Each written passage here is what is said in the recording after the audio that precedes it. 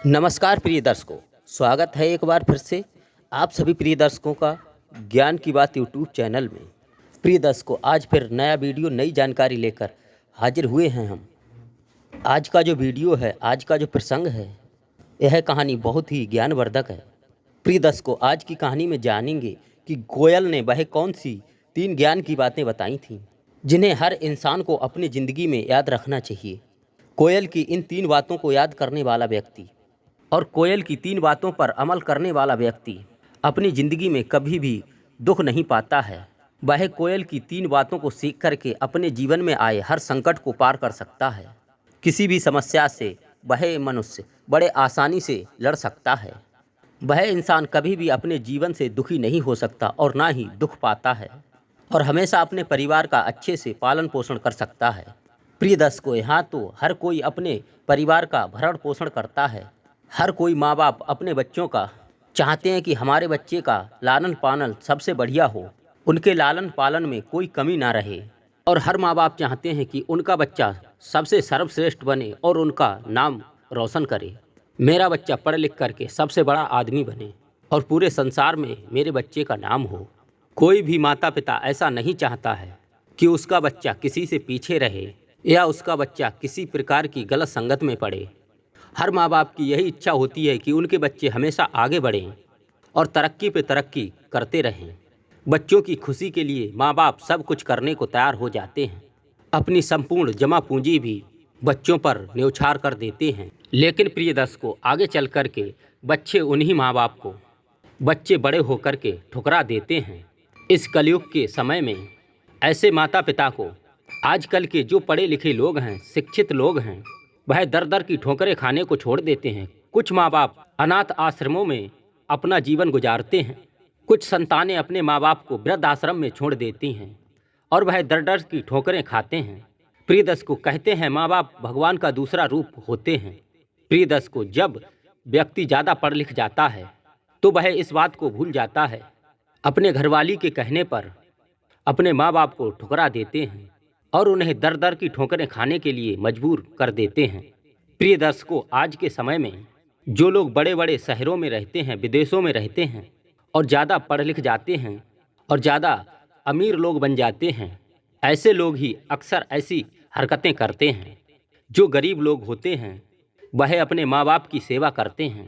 प्रिय दर्शकों, कुछ गरीब लोगों में भी ऐसे होते हैं जो स्त्री के कहने पर अपने माँ बाप को दुख देते हैं और अपनी पत्नी की बातों में आकर के अपने माँ बाप को वृद्ध आश्रम में छोड़ देते हैं और अपना चूल्हा अलग रख के अलग खाना पीना बनाना शुरू कर देते हैं।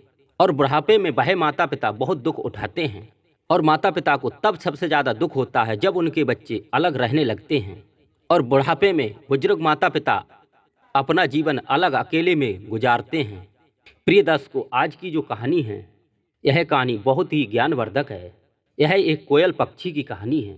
इस कहानी से आप सीखेंगे कि कोयल अपने बच्चों की परवरिश कैसे करती है और जब कोयल के बच्चे बड़े हो जाते हैं तो वह अपने माता पिता के साथ कैसा बर्ताव करते हैं।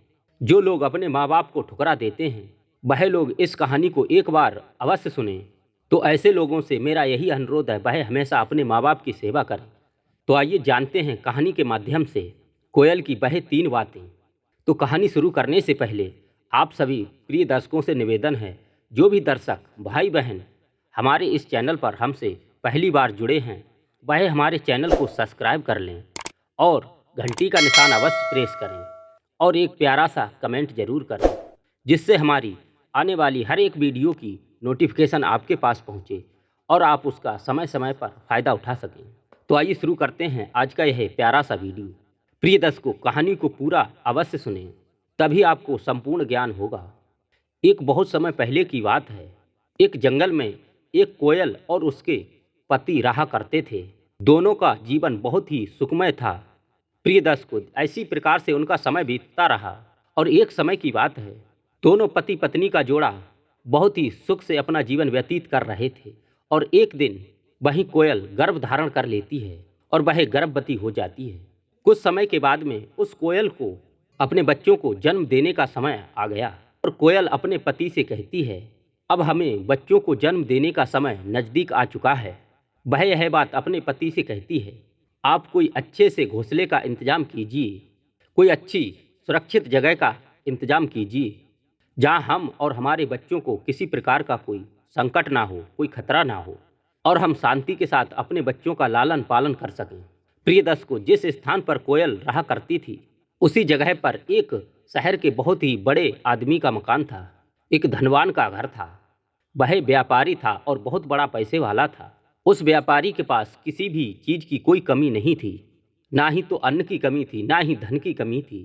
प्रिय दर्शकों, उस सेठ के भी एक पुत्र था। बहुत मन्नतें मांगने के बाद भगवान ने उस सेठ को एक पुत्र दिया था।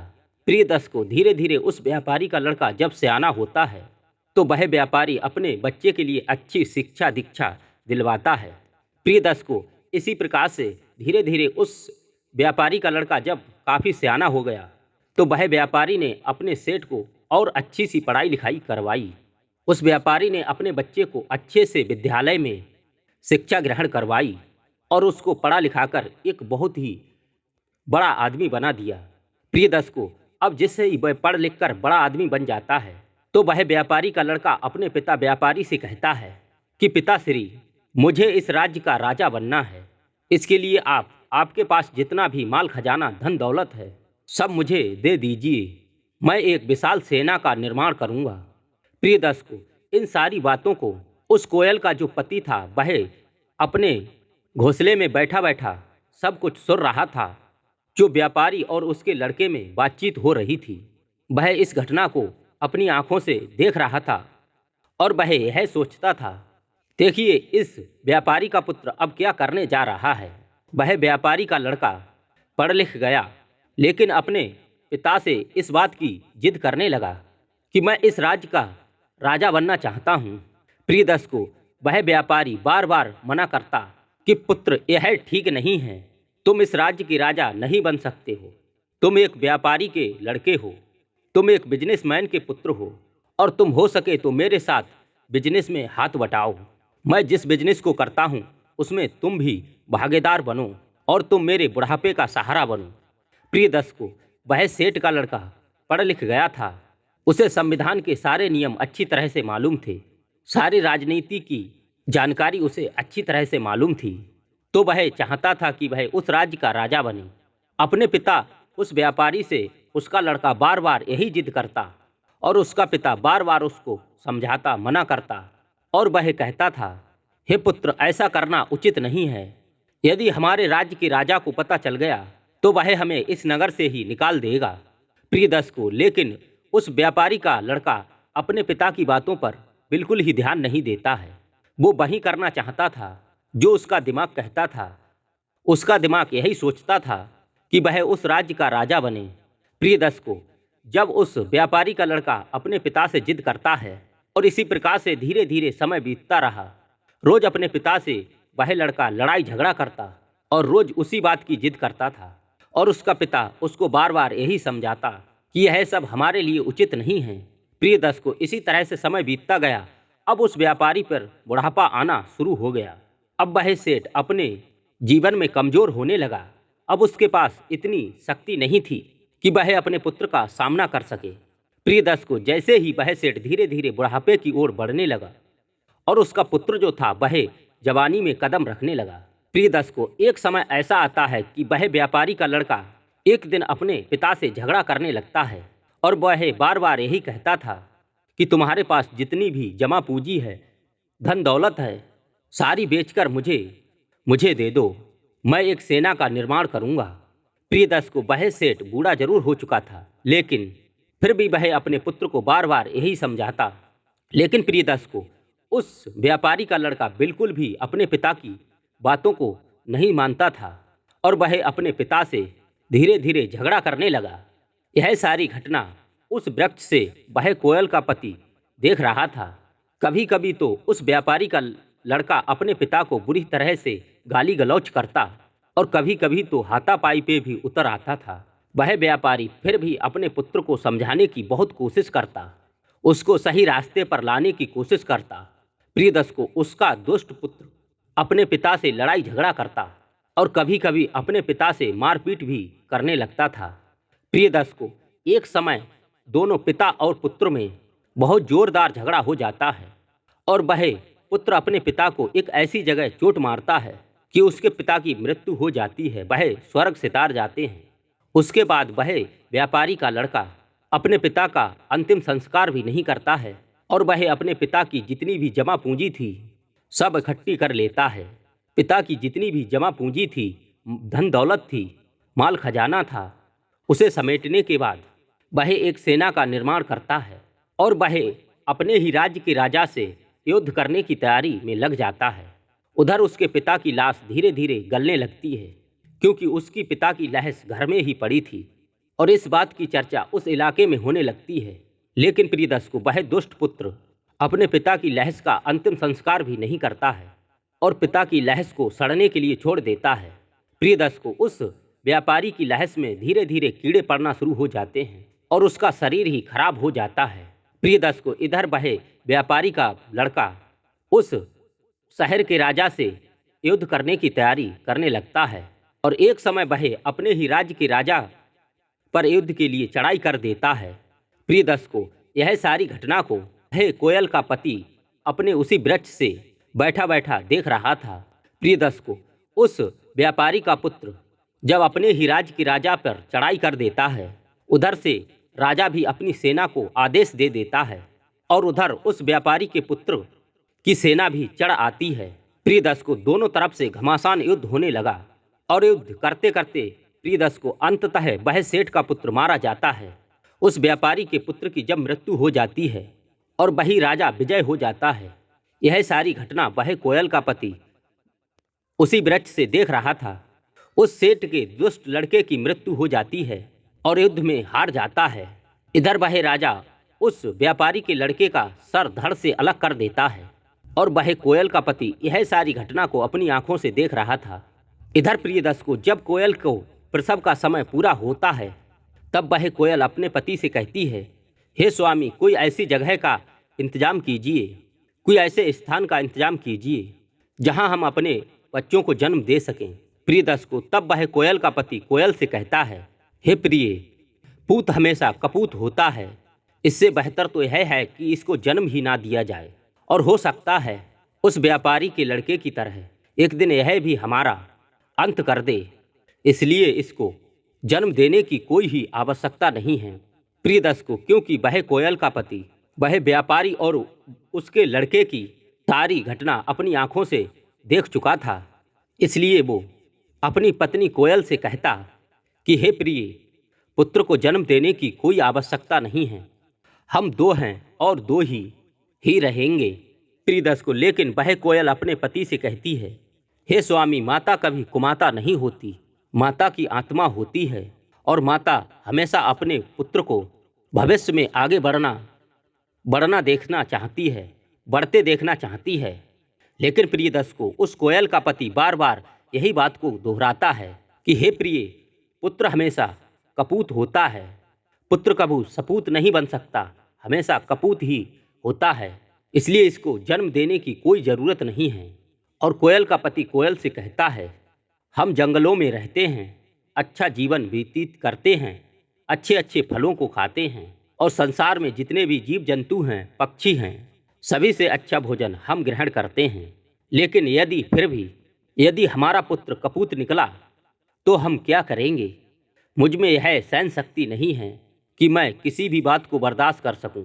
यदि मेरा पुत्र दुष्ट निकलता है तो यह मुझसे बर्दाश्त नहीं होगा। प्रियदर्श को लेकिन वह कोयल अपने पति को बार बार यही बात समझाती है, लेकिन प्रियदर्श को उस कोयल का पति इस बात को बिल्कुल ही मना कर देता है और कहता है, मुझे पुत्र की आवश्यकता नहीं है। जिस व्यक्ति का और जिस जीव जंतु का पुत्र यदि दुष्ट निकल आए तो उसका जीवन ही बेकार है, उसका तो जिंदगी ही बेकार हो जाती है। वह कोयल का पति यह बातें अपनी पत्नी कोयल को समझाता है और वह किसी भी घर का इंतजाम नहीं करता है, किसी घोंसले का इंतजाम नहीं करता है। अतः जब कोयल परेशान हो जाती है और कोयल का प्रसव का समय बिल्कुल ही नज़दीक आ जाता है, तब भी वह कोयल का पति कहता है, यदि तुमने अंडे दिए और पुत्र को जन्म दिया तो मैं तुम्हें छोड़ दूंगा या तुम्हें मैं मार दूंगा। प्रियदर्श को इधर वह कोयल सोचने लगती है कि मेरे पति मुझसे लगता है बहुत ज़्यादा नाराज हैं और इनको पुत्र से बहुत नफरत है। अब कोयल सोचती है कि मैं बहुत दुविधा में हूँ, अब करूँ तो मैं क्या करूँ। प्रिय दर्शकों, अब कोयल सोचती है कि माँ बनना हर नारी का एक सपना होता है, एक सौभाग्य होता है। हर स्त्री चाहती है कि वह माँ बने, चाहे वह पशु पक्षी हो या जीव जंतु हो या मनुष्य हो। प्रिय दर्शकों, हर स्त्री हर नारी यही चाहती है कि वह माँ बने। जब तक नारी माँ नहीं बनती, जब तक स्त्री किसी भी बच्चे को जन्म नहीं देती, तब तक स्त्री का जीवन अधूरा रहता है। इसलिए हर स्त्री चाहती है कि वह माँ बने। प्रिय दर्शकों, यही सोचकर वह कोयल उड़कर के वहाँ से दूसरे जंगल में चली जाती है और दूर जाने के बाद अब उसके प्रसव का समय बिल्कुल ही नज़दीक आ जाता है। प्रिय दर्शकों, इधर अब वह कोयल मन में विचार करती है, यदि मैं कहीं घोंसला बनाकर यदि अंडे देती हूँ तो मेरे पति को पता चलेगा तो वह अंडों को फोड़ देगा और अंडे को नीचे भी गिरा सकता है।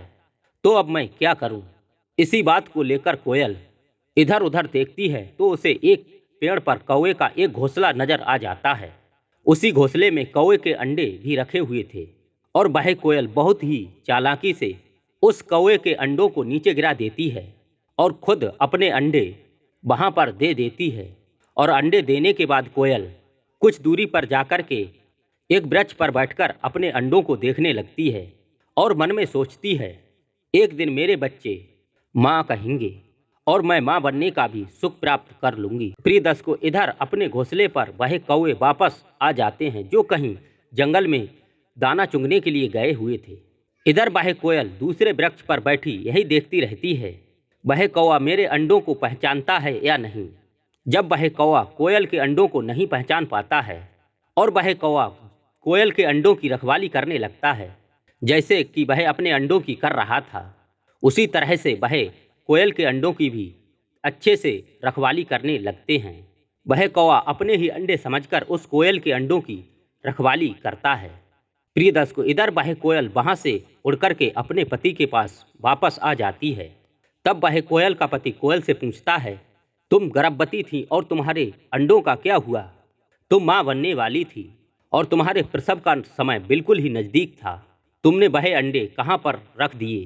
प्रिय दर्शकों, तब वह कोयल कहती है, तुम्हारी नाराजगी के कारण मैंने अपने अंडों को समुद्र में गिरा दिया और उन अंडों को भी मछलियाँ खा चुकी होंगी।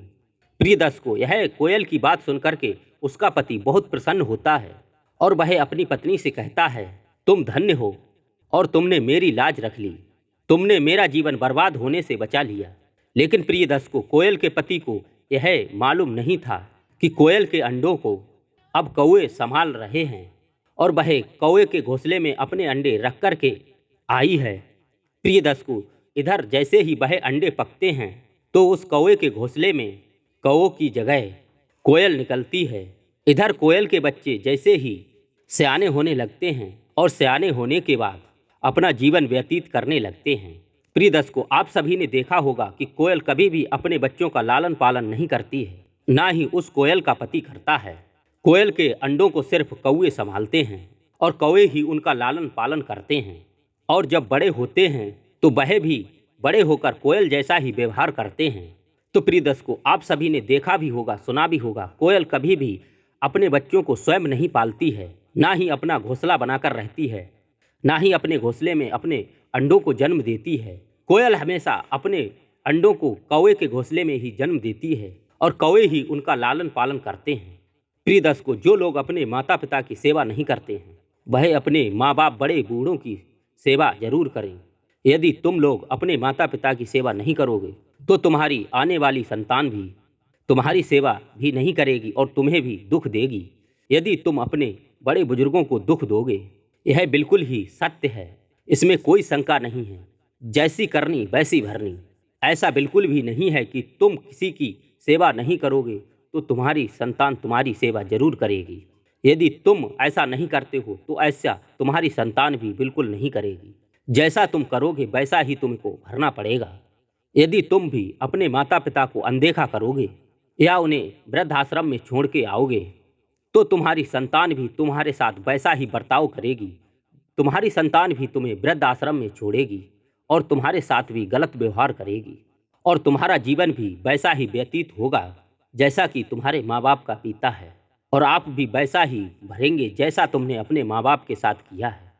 तो प्रिय दर्शकों, हम उम्मीद करते हैं आपको ये जानकारी जरूर पसंद आई होगी। तो जो भी दर्शक भाई बहन हमारे इस चैनल पर हमसे पहली बार जुड़े हैं, वह हमारे चैनल को सब्सक्राइब कर घंटी का निशान अवश्य दबाएं और एक प्यारा सा कमेंट करें, जिससे हमारी आने वाली वीडियो की नोटिफिकेशन आपके पास सबसे पहले पहुंचे और आप उसको सुनकर के लाभ उठा सकें। तो मिलते हैं हम ऐसे ही किसी अन्य ज्ञानवर्धक और रहस्यमयी वीडियो के साथ। तब तक के लिए जय श्री श्याम, जय श्री कृष्ण, नमस्कार।